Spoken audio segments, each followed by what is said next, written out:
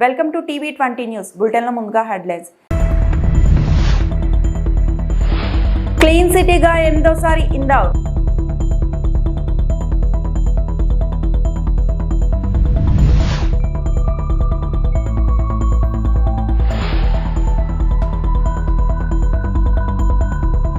హంద్రీ నీవాకు నీరు విడుదల చేసిన సీఎం చంద్రబాబు.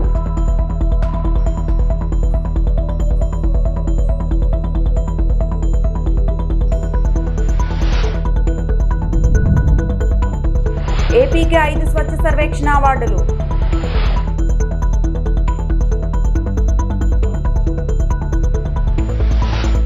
దేశంలోని అత్యంత పరిశుభ్ర నగరాల జాబితాలో మధ్యప్రదేశ్లోని ఇందౌర్ నగరం వరుసగా 8వసారి తొలి స్థానం దక్కించుకుంది. 2024-25 సంవత్సరానికి గాను 10 లక్షల జనాభా కలిపిన నగరాలను సంబంధించి ప్రకటించిన స్వచ్ఛ సర్వేక్షణ అవార్డుల్లో తొలి స్థానం కైవసం చేసుకుంది. గుజరాత్లోని సూరత్ 2వ స్థానాన్ని దక్కించుకోగా మహారాష్ట్రలోని నవీ ముంబై 3వ స్థానంలో నిలిచింది. 3 నుంచి 10 లక్షల జనాభా కలిగిన నగరాల జాబితాలో నోయిడా తొలి స్థానంలో నిలిచింది. చండీగఢ్, మైసూర్ తర్వాత స్థానాల్లో నిలిచాయి. ఢిల్లీలోని విజ్ఞాన్ భవన్లో గృహ పట్టణ వ్యవహారాల మంత్రిత్వ శాఖ ఏర్పాటు చేసిన కార్యక్రమంలో రాష్ట్రపతి ద్రౌపది ముర్ము స్వచ్ఛ సర్వేక్షణ అవార్డులను ప్రదానం చేశారు. కేంద్ర మంత్రి మనోహర్ లాల్ సహా పలువురు ఈ కార్యక్రమానికి హాజరయ్యారు. अब मैं माननीय राष्ट्रपति महोदया जी से अनुरोध करूंगी कि वे इन शहरों को अवार्ड देने की कृपा करें.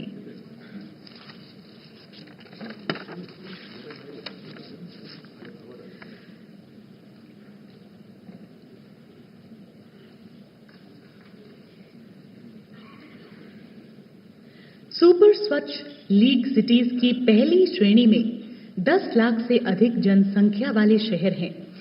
अनुरोध करते हैं सबसे पहले कि इंदौर की टीम कृपया मंच पर पधारे और करताल ध्वनि से बधाई देते हैं.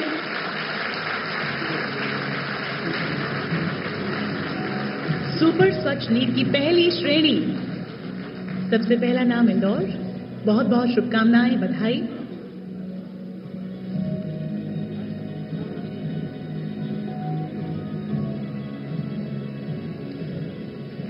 पुनः जोरदार तालियां, शुभकामनाएं हम सभी की ओर से.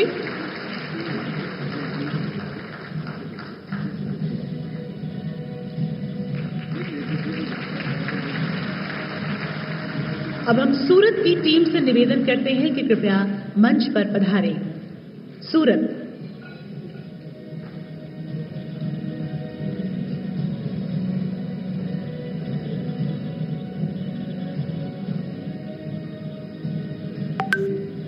सूरत की टीम से निवेदन है कृपया मंच पर पधारें. बहुत बहुत स्वागत है, बहुत बहुत अभिनंदन और ढेर सारी शुभकामनाएं.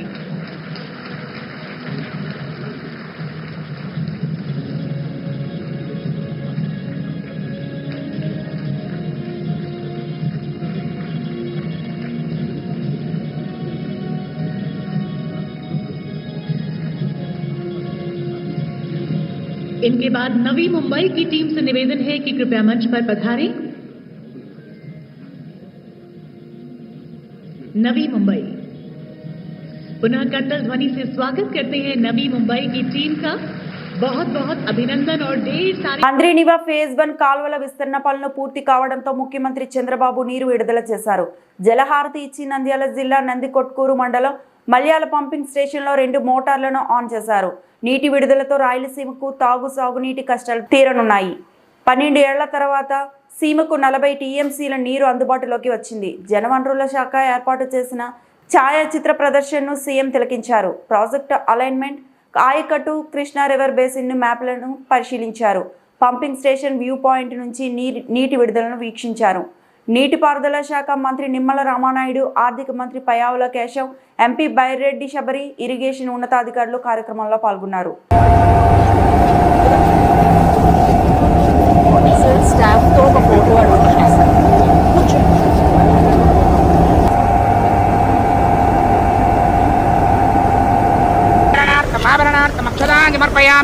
ఓం శ్రీ హిరణ్యవరుణామరణీం సువర్ణరజేదస్వయా జాతవేదో లక్ష్మీం మనపగామినీ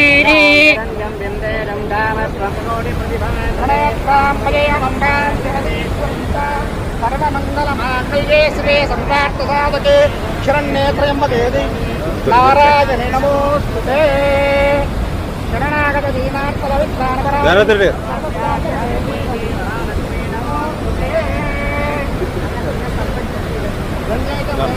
गोदावरे सरस्वते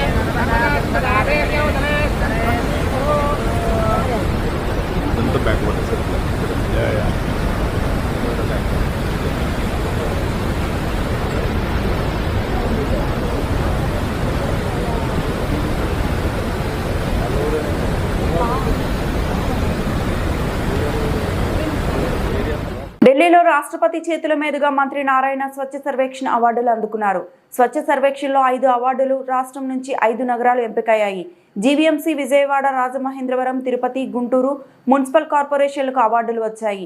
ఆ కార్పొరేషన్ల కమిషనర్లతో కలిసి మంత్రి నారాయణ రాష్ట్రపతి ద్రౌపది ముర్ము చేతుల మీదుగా అవార్డులు అందుకున్నారు. విజయవాడ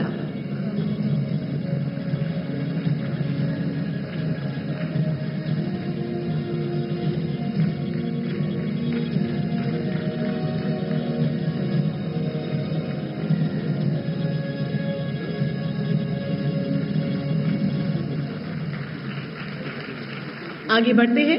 लीग की इस दूसरी श्रेणी में 3 से 10 लाख जनसंख्या वाले शहर शामिल हैं।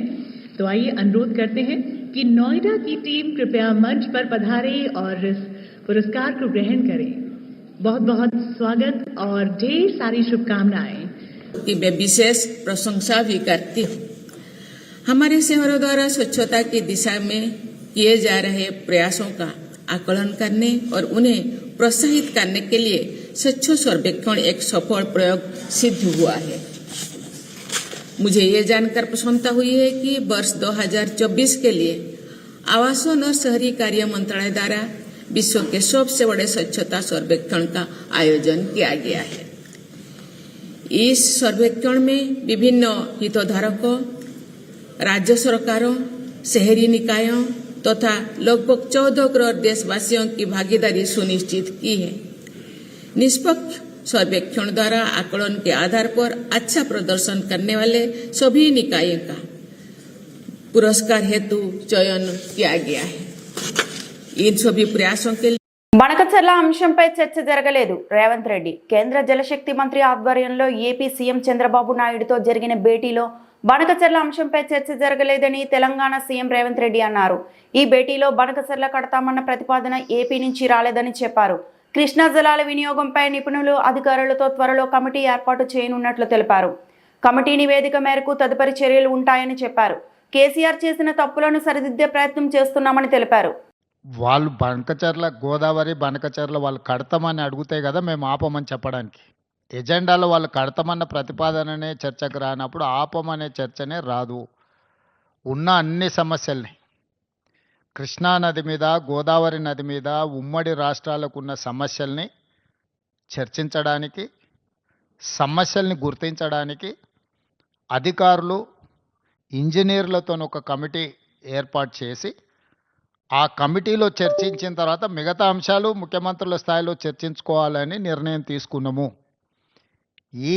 ఈ సమావేశంలో ప్రస్తావనకు వచ్చి తీసుకున్న నిర్ణయాలు 4 ప్రధానంగా. ఆ విషయం స్పష్టంగా మంత్రి గారు చెప్పినరు.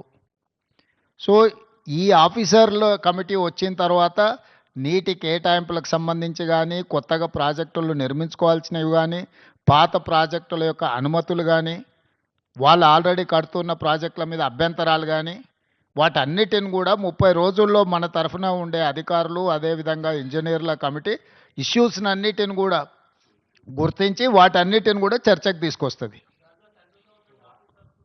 Yes, definitely. లేదు, ఇది అపెక్స్ కౌన్సిల్ మీటింగ్ కాదు. It is just informal meeting organised by government of India Jal Shakti to break through certain issues.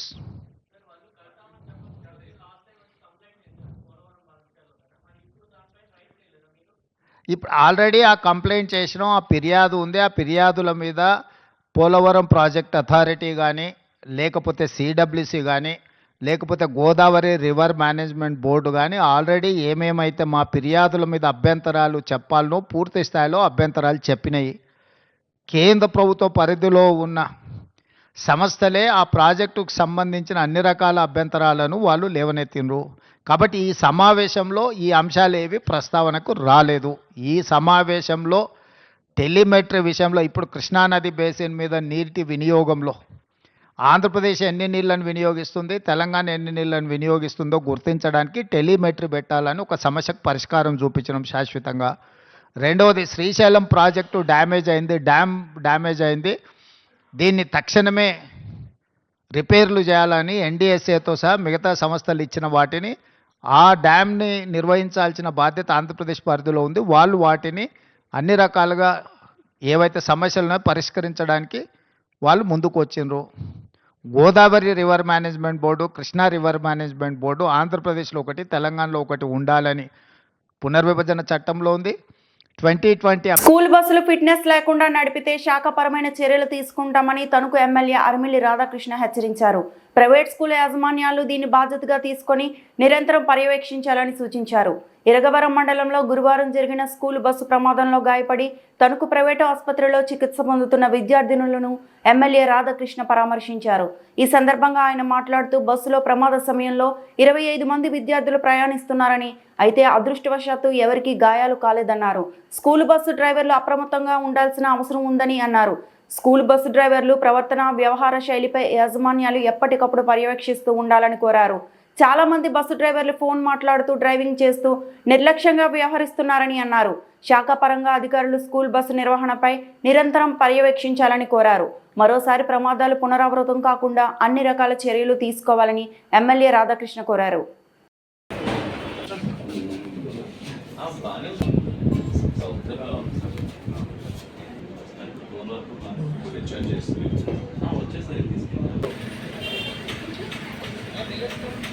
Attili మండలం బాలి గ్రామం దగ్గర తణుకు సాయి విద్యా సంస్థలకు చెందినటువంటి బస్సు ప్రమాదం జరిగి పంట చేనులోకి పడిపోవటం చాలా దురదృష్టకరం. ముఖ్యంగా బస్సులో ఉన్నటువంటి 22 మంది పిల్లలు కూడా క్షేమంగా ఉండటం ఈరోజు అదృష్టంగా భావిస్తున్నాం. అలాగే ఇద్దరికి అందులో కొంచెం గాయాలైనట్టు కూడా డాక్టర్లు చెప్పారు. కానీ వారిని కూడా ఈరోజు ఫస్ట్ ఎయిడ్ చేసి సివియారిటీ లేనందువల్ల వాళ్ళని కూడా డిశ్చార్జ్ చేయడం జరుగుతుంది. ఈ విధంగా మేము కోరేది ఒకటే, ఈరోజు ప్రైవేట్ బస్సులు కానీ స్కూల్ బస్సులు కానీ అందరూ కూడా డ్రైవర్లు అందరూ కూడా ముఖ్యంగా జాగ్రత్తగా ఉండాల్సినటువంటి పరిస్థితి. ఈరోజు ఇటువంటి ప్రమాదం జరిగినప్పుడు ఈరోజు అదృష్టం చేస్తూ వాళ్ళందరికీ కూడా ఎవరికి కూడా పెద్దగా ఏమీ జరగకపోవడం చాలా అదృష్టం. ఈరోజు పిల్లలు ఎవరికి కూడా అందరూ కూడా బయటపడటం చాలా అదృష్టం. ఈరోజు అవన్నీ కూడా పరిగణలో తీసుకుని ప్రైవేట్ స్కూల్ యాజమాన్యాలు కూడా స్ట్రిక్ట్గా కొన్ని రూల్స్ పెట్టి అవసరమైతే మానిటరింగ్ పెట్టుకొని బస్ డ్రైవర్లు ఏ విధంగా ఉంటున్నారనేది మేము కూడా చూస్తున్నాం. సగం మంది బస్ డ్రైవర్లు ఫోన్లు మాట్లాడుతూనే డ్రైవ్ చేస్తున్నారు. సో అది ఈ విధంగా ఎటువంటి ప్రమాదాలు కారణాలు మొదటిది ఫోన్లు మాట్లాడటం. ఈరోజు దీని వెనుక ఏ విధంగా ఉందనేది కూడా వారు అన్నీ కూడా పరిశీలించి కఠినంగా వ్యవహరించే విధంగా కూడా ఉండాలి వీళ్ళకి బస్సు ప్రమాదాలు. అదేవిధంగా డిపార్ట్మెంట్ వైజ్ కూడా మేము అన్ని బస్సులు కూడా వాటి ఫిట్నెస్ కూడా వెరిఫై చేయించడం జరుగుతుంది. బ్రేక్ కూడా అయిందా లేదా అనేది కూడా వెరిఫై చేయించడం జరుగుతుంది. అన్నీ ఇంటాక్ట్గా ఉంటేనే వారికి అన్ని విధాలుగాను కూడా ఈరోజు ప్రభుత్వం కూడా సహకరిస్తుంది. అంతే తప్పితే ఈరోజు ఎటువంటి బ్రేకులు లేకుండా, లేకపోతే సర్టిఫికెట్లు లేకుండా, సరైన డాక్యుమెంట్లు లేకుండా బస్సులు నడిపితే మాత్రం దాని మీద తప్పనిసరిగా చర్యలు తీసుకుంటామని ఈ సందర్భంగా మరొకసారి తెలియజేస్తున్నాం. ప్రైవేట్ స్కూల్ యాజమాన్యాలు కూడా దీని మీద బాధ్యతగా తీసుకుని అందరికీ కూడా తెలియజేసి డ్రైవర్లను కూడా ఒక ఓరియంటేషన్ ప్రోగ్రామ్ కూడా ఇప్పుడు పెట్టుకుంటూ ఉండి రెగ్యులర్గా కూడా వారికి కూడా కౌన్సిలింగ్ చేస్తూ డ్రైవర్లు బస్సులు నడిపేటప్పుడు ఫోన్లు మాట్లాడకుండా చేస్తే మొదటిగా ఇటువంటి ప్రమాదాలు అవాయిడ్ అవ్వడానికి అవకాశం ఉంటుంది. ఈరోజు బస్సు ఏదో జరిగిందని చెప్తున్నారు, ఆ బస్సుకి కట్టలు ఏదో తెగిపోయినాయి అంటున్నారు. అవన్నీ కాకుండా ఈరోజు ఎందుకు జరిగిందనేది కూడా ఒకసారి పరిశీలించి దాన్ని భవిష్యత్తులో ఇటువంటి సంఘటనలు జరగకుండా అన్ని చర్యలు తీసుకోవాల్సిందిగా కోరుతున్నాం. అదేవిధంగా డిపార్ట్మెంట్ వైజ్ని కూడా మేము కూడా అధికారులకి అదేవిధంగా ఇటువంటి సంఘటనలు పునరావృతం కాకుండా అన్ని విధాలుగాను కూడా కఠినంగా వ్యవహరించాలని ఈ సందర్భంగా స్మార్ట్ మీటర్ల వద్దు ట్రూ అప్ ఛార్జీలు రద్దు చేయాలని కోరుతూ ఆగస్టు 5వ తేదీన విద్యుత్ సబ్స్టేషన్ కార్యాలయాల వద్ద ధర్నాలు జయప్రదం చేయాలని వామపక్ష నాయకులు సిపిఎం పార్టీ జిల్లా కార్యదర్శి డి గోవిందరావు, సిపిఐ జిల్లా కార్యదర్శి Chapara Venkataramana, CPIML new democracy జిల్లా కార్యదర్శి తాండ్రా ప్రకాష్ పిలుపునిచ్చారు.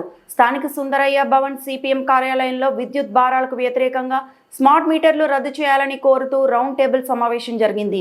ఈ సమావేశంలో వక్తలు మాట్లాడుతూ ఎన్నికలకు ముందు స్మార్ట్ మీటర్లు బద్దలు కొట్టండి అని యువగలం పాదయాత్రలో లోకేష్ పిలుపు ఇచ్చారని, అధికారంలోకి వచ్చిన తర్వాత ఆదాని స్మార్ట్ మీటర్లు బిగించడం మోసం కాదా అని వారు ప్రశ్నించారు. స్మార్ట్ మీటర్ల ద్వారా ప్రజలను తీవ్రంగా దోపిడీ చేయడానికి పూనుకుంటుందని విమర్శించారు. టైమ్ ఆఫ్ ది డే విధానం పేరుతో గంట గంటకు రీడింగ్ తీసుకోవచ్చు అని, పగలు ఒక రేటు, రాత్రి ఒక రేటు, చలికాలం ఒక రేటు, వేసవికాలం ఒక రేటు, సాయంత్రం 6 గంటల నుండి 10 గంటల వరకు మరొక రేటు ఉంటుందని వారు తెలిపారు. ఈ విధంగా ప్రజలను ఆదాని కంపెనీ దోపిడీ చేస్తుందని విమర్శించారు. ఇప్పటికే పెరిగిన విద్యుత్ బిల్లులతో సామాన్య ప్రజలు గగ్గోలు పెడుతున్నారని, 93 నెలల్లో అదనపు ఛార్జీలు వసూలు చేస్తారని వారన్నారు. ఇళ్లకు బిగించకుండా ప్రజలు వ్యతిరేకించాలని కోరారు. జూలై 18 నుండి 22 వరకు పట్టణం, మండలం కేంద్రాలలో సదస్సులు జయప్రదం చేయాలని నిర్ణయించారు. ఈ కార్యక్రమంలో ప్రజా సంఘాల నాయకులు, ఏపీ వ్యవసాయ కార్మిక సంఘం జిల్లా ప్రధాన కార్యదర్శి గంగరావు, సింహాచలం సిఐటియు జిల్లా అధ్యక్షులు సిహెచ్ అమ్మన్నాయుడు, ఏపీ రైతు సంఘం జిల్లా అధ్యక్షులు పి చంద్రరావు, పట్టణ పౌర సంక్షేమం కన్వీనర్ ఎం గోవర్ధనరావు తదితరులు పాల్గొన్నారు.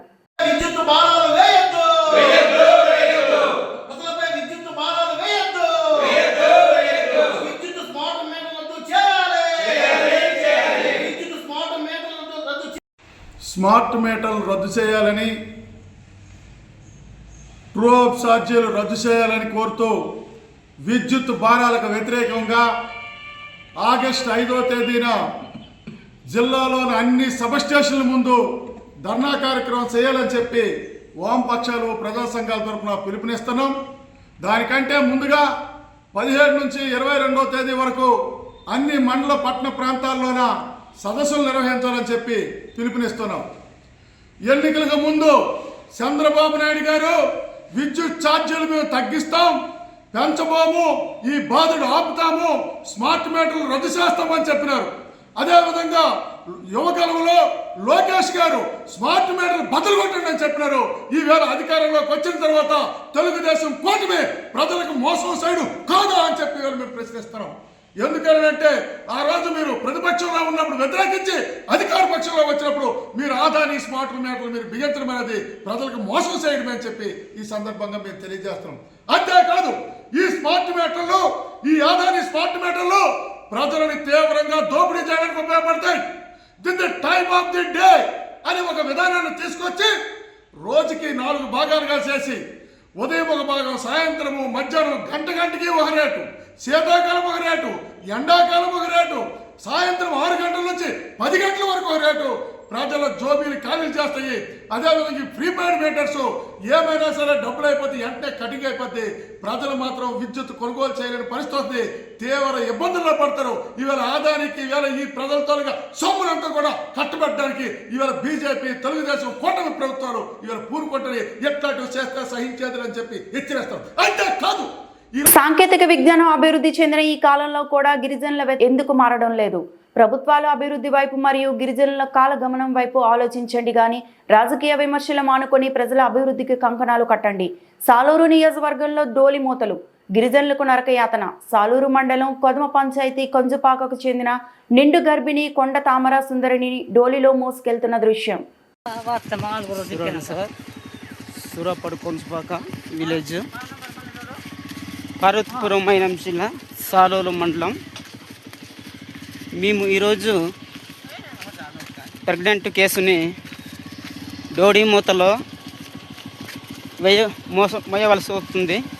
ఎందుకంటే రోడ్డు సౌకర్యం కొద్దిగా బాగులేక, అయినా కూడా ప్రభుత్వానికి మేము ఎంతో దరఖాస్తులు పెట్టినా కూడా మనం పట్టించుకోవట్లేదు. రోడ్డు సౌకర్యము మాకు లేదు. దాని గురించి మేము ఈరోజు వీడియో చేసుకున్నాము. అందుకని విజయనగరం జిల్లా ఆర్టీసీ కాంప్లెక్స్ వద్ద ట్రాఫిక్ పోలీసులు ఏర్పాటు చేసిన ట్రాఫిక్ సబ్ కంట్రోల్ను విజయనగరం జిల్లా superintendent of police Vakul Jindal చేతుల మీదుగా ప్రారంభించడం జరిగింది. ఈ సందర్భంగా విజయనగరం జిల్లా superintendent of police Vakul Jindal media సమావేశంలో మాట్లాడుతూ విజయనగరం పట్టణంలో ట్రాఫిక్ సమస్యలు చాలా ఎక్కువగా ఉన్నాయని, అలాగే రోజు తప్పించి రోజు ట్రాఫిక్ ఎక్కువగా పెరుగుతూ వస్తోందని అన్నారు. అదే క్రమంలో ఆర్టీసీ బస్ స్టేషన్ వద్ద ఎక్కువగా ఉదయం సాయంత్రం రద్దీగా ఉంటుందని, వాహనదారులకు ఎంతో ఇబ్బందులు గురి అవుతున్నారని అన్నారు. ఇలాంటి సమస్యలు ఎదురు కాకుండా తగిన జాగ్రత్తలు తీసుకోవాలని ట్రాఫిక్ సబ్ కంట్రోల్ రూమ్ ను ఏర్పాటు చేయడం జరిగిందని తెలిపారు. ప్రజలు ట్రాఫిక్ సమస్యలపై ఎటువంటి ఇబ్బందులు కలిగిన వెంటనే ట్రాఫిక్ సబ్ కంట్రోల్ రూమ్ కి వచ్చి కంప్లైంట్ చేయాలని ఆయన కోరారు.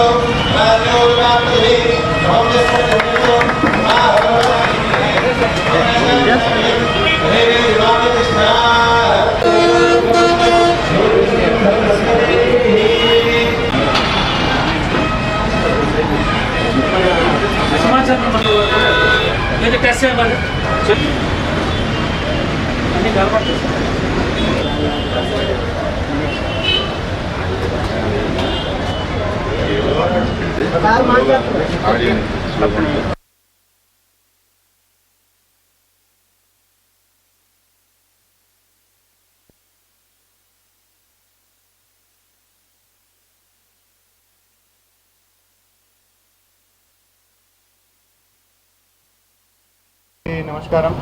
సో మనందరికీ తెలుసు విజయనగరం టౌన్లో ట్రాఫిక్ ప్రాబ్లం చాలా ఎక్కువ ఉంది. సో మనకి నేరో రోడ్స్ ఉన్నాయి, but traffic day by day చాలా పెరుగుతుంది. సో అదే క్రమంలో మన దగ్గర ఆర్టీసీ బస్ స్టాండ్లో ఎప్పుడు కూడా రద్దీగా ఉంటుంది. మార్నింగ్ కానీ ఈవినింగ్ చాలా కంజెస్టెడ్గా ఉంటుంది, రద్దీగా ఉంటుంది. సో ఇక్కడ ఆల్మోస్ట్ 24 hours ఇక్కడ ట్రాఫిక్ వాళ్ళు డ్యూటీ చేస్తుంటారు. సో ట్రాఫిక్ సిబ్బంది డ్యూటీ చేయడము ఈ ఎండాకాలంలో అదేవిధంగా వర్షాకాలంలో చాలా డిఫికల్ట్ ఉంటుంది. సో దాన్ని దృష్టిలో పెట్టుకొని ఆర్టీసీ బస్ స్టాండ్ బయట ఈ ట్రాఫిక్ అవుట్ పోస్ట్ ఏర్పాటు చేయడం జరిగింది. సో ఎటువంటి వెదర్ కండిషన్ అయినా లాంగ్ అవర్స్ డ్యూటీ చేయడానికి ఈ ట్రాఫిక్ సిబ్బందికి అవుట్ పోస్ట్ చాలా ఉపయోగపడుతుంది. అదేవిధంగా దాంట్లో పబ్లిక్ అడ్రస్ సిస్టమ్ కూడా పెట్టడం జరిగింది. So public address system use చేసుకొని ఈ ట్రాఫిక్ని ఈజీగా నియంత్రించవచ్చు. సో ఈ ఆర్టీసీ బస్ స్టాండ్ దగ్గర ఎప్పుడు కూడా జామ్ అవ్వడము, తర్వాత ఈ చాలా బస్సులు రావడము, సాయంత్రం స్కూల్స్ వదిలేటప్పుడు కాలేజ్ వదిలేటప్పుడు చాలా ఎక్కువ మంది పిల్లలు రావడము, ఆటోలు రావడము ఎప్పుడు కూడా ఇక్కడ రద్దీగా ఉంటుంది. సో ఆ టైంలో ఇది ఇంకా ఎఫెక్టివ్గా ఇంకా మంచిగా ట్రాఫిక్ స్మూత్గా నడపడానికి ఇది చాలా ఉపయోగపడుతుందని మేము ఆశిస్తున్నాము.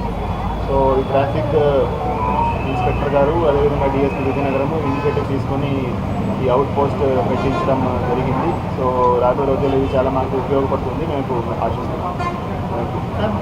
వైఎస్ఆర్ కాంగ్రెస్ పార్టీ పార్వతీపురం నియోజకవర్గం బలిజిపేట మండలం విస్తృత స్థాయి సమావేశం పార్టీ సమన్వయకర్త మాజీ ఎమ్మెల్యే అలజంగి జోగారావు అధ్యక్షతన బుధవారం మండలం కేంద్రంలో నిర్వహించగా ఈ కార్యక్రమంలో ముఖ్య అతిథులుగా అరకు ఎంపీ శ్రీమతి గుమ్మా తనూజరాణి, రాష్ట్ర వైసీపీ కార్యదర్శి, మాజీ తూర్పు కాపు కార్పొరేషన్ చైర్మన్ మామిడి శ్రీకాంత్ పాల్గొనగా బాబు షూరిటీ, మోసంగారెడ్డి, చంద్రబాబు మేనిఫెస్టోను గుర్తు తెస్తూ మండల స్థాయి కార్యక్రమాన్ని వందలాది మంది పార్టీ శ్రేణుల సమక్షంలో QR కోడ్ను ప్రదర్శించి ఘనంగా ప్రారంభోత్సవ కార్యక్రమం నిర్వహించడం జరిగింది. ఈ మండల విస్తృత స్థాయి సమావేశంలో QR కోడ్ ద్వారా డాక్యుమెంట్ రిలీజ్ చేయడం జరిగింది. ఈ డాక్యుమెంట్లో చంద్రబాబు ఎన్నికలకు ముందు ఇచ్చిన బాండ్ల గురించి, గత జగనన్న ప్రభుత్వం నాటి పథకాలు ఎలా ఎగరగొడుతున్నారు, అలాగే చంద్రబాబు మోసాల వల్ల ప్రజలకు కలిగిన నష్టం ఎంత అన్నది గ్రామాల్లో ప్రజలు అందరికీ వివరించాలని మాజీ ఎమ్మెల్యే జోగారావు తెలిపారు.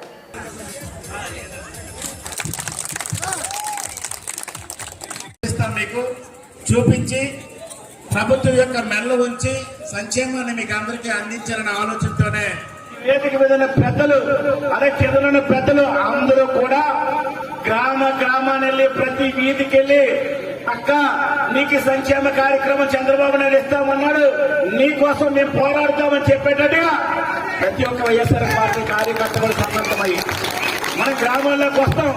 రేపు 21వ తేదీ నుండి 4వ తేదీ వరకు ఈ మండలంలో ఉండే అన్ని గ్రామాలకి మేము వేదిక మీద పెద్దలు వచ్చి, అయ్యా రైతుకి రైతు భరోసా ఇస్తామన్నాం, 18 సంవత్సరాలు నేను చెల్లికి 1500 ఇస్తామన్నాం, నిరుద్యోగ యువతలకు 3000 ఇస్తామన్నాం, ఫ్రీ గ్యాస్ సిలిండర్ ఇస్తామన్నాం, ఫ్రీ బస్ ఇస్తామన్నాం, 50 సంవత్సరాలు నేను నాకు అన్నదమ్ములకి పెన్షన్ ఇస్తామని చెప్పు. ఎప్పుడు ఇస్తావు, ఎందుకు ఇస్తామని చెప్పేటట్టుగా అడగాల్సిన బాధ్యత గ్రామాల్లో మన పైన ఉంది. కావస్తుంది. అయితే ఈ సంవత్సర కాలంలోని కూటమి ప్రభుత్వం ఏం చేసింది అంటే అక్రమాలు, అన్యాయాలు, అక్రమ కేసులు, గొడవలు ఇవి తప్పితే ఎలక్షన్ ముందు ఎన్నో చెప్పుకుంటూ వచ్చారు. సూపర్ 6 అన్నారు, ఈరోజు ఒక్క రన్ కూడా తీయకుండా డకౌట్ అయిపోయారు. కానీ మరి ఏ బలం చూసుకునో ఏం చేశారనో కానీ ఈరోజు సుపరిపాలనకు తొలి అడుగు అని చెప్పి కార్యక్రమాన్ని తీసుకుని వస్తున్నారు. అయితే అది సుపరిపాలనకు తొలి అడుగు కాదు, అక్రమాలకు, అన్యాయాలకు, దోపిడీలకు తొలి అడుగుగా భావిస్తున్నాం. అదే ఏవైతే సూపర్ 6 అని చెప్పి అబద్ధపు హామీలు ఇచ్చారో అవన్నీ ఖచ్చితంగా నెరవేర్చాలి, ప్రజలకు నిజంగా సుపరిపాలన అందించాలి అనే విధంగా ఈరోజు వైఎస్ఆర్ కాంగ్రెస్ పార్టీ అధ్యక్షులైన జగన్మోహన్ రెడ్డి గారు తీసుకుని వచ్చిన కార్యక్రమమే బాబు షూరిటీ మోసం గ్యారంటీ. రెడ్డి శాంతి ఆధ్వర్యంలో బాబు షూరిటీ మోసం గ్యారంటీ.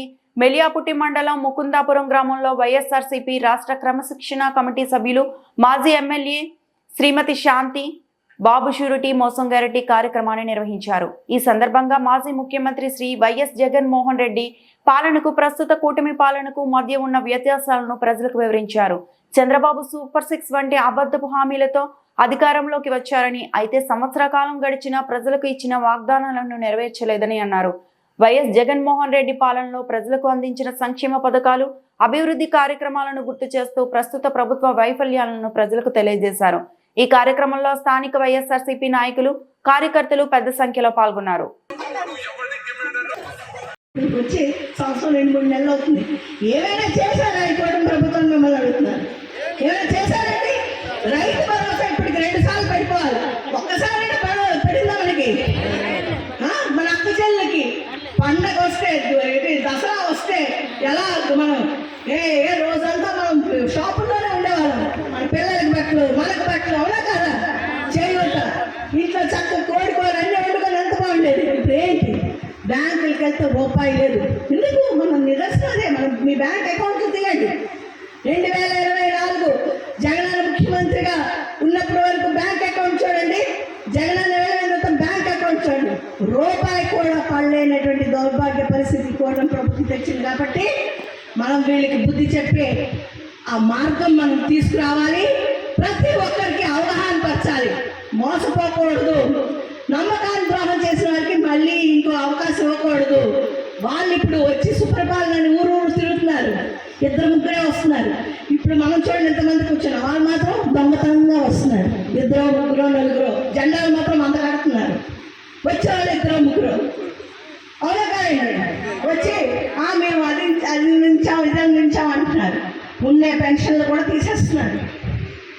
ఏమీ అందించలేకపోతున్నారు. కేవలం వాళ్ళంతా విలాసవంతమైన జీవితాలకు అలవాటు పడిపోయారు. ప్రజల డబ్బు తినడానికి అలవాటు అయిపోయారు. ప్రజల సంక్షేమం వాళ్ళకి అవసరం లేదు, అభివృద్ధి అవసరం లేదు. వాళ్ళకి ఏంటంటే ప్రజల డబ్బు ఎలా దోచుకోవాలి, ఎలా పంచుకోవాలి, ఎలా తినాలి, ఎలా స్థిరపడాలి, అదే కూటమి ప్రభుత్వం లక్ష్యం. దయచేసి అందరం కూడా మనం కూటమి ప్రభుత్వానికి.